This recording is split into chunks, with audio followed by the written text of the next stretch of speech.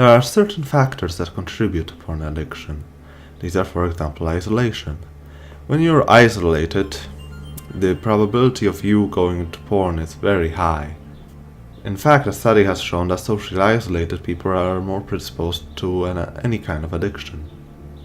And porn addicts very often find that they're far more prone to relapse when they are isolated.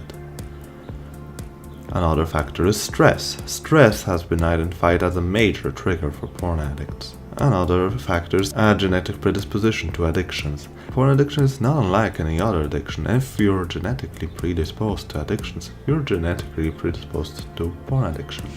I, for example, had an alcoholic dad, which in turn made me genetically predisposed to any kind of addiction. It just so happened that I was addicted to porn. Additionally, because an addiction changes your brain, having one addiction predisposes you to others. Another factor is keeping secrets. A lot of porn addicts will lie to their spouses and themselves about their porn addiction. They'll, for example, hide their porn away. They'll deny that they've used porn when someone calls them out on it.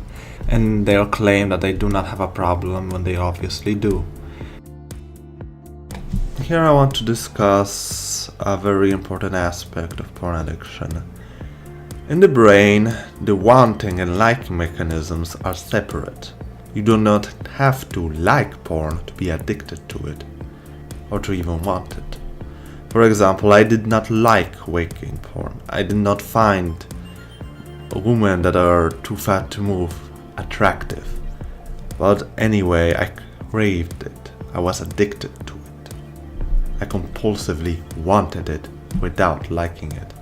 You can be addicted to masturbating to a fetish you do not even like.